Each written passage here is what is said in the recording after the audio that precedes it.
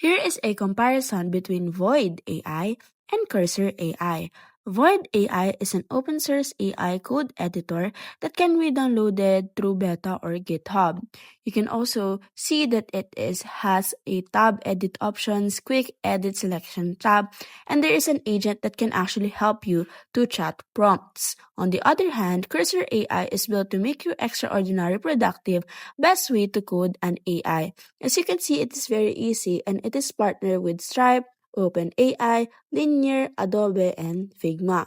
It is very easy to use if you are professional when it comes to coding. Now, here is a table for a concise comparison between the Void AI and Cursor AI. Now, let's start first with the architecture and basis. Void AI is an open source fork of Visual Studio Code, and Cursor AI is closed source fork of Visual Studio Code.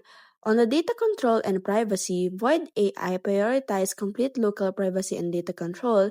On Cursor AI, it is generally processed in the cloud, advanced privacy features. For the AI model flexibility, Void AI has high flexible and supports directly to any LLM, while Cursor AI uses a variety of large cloud models.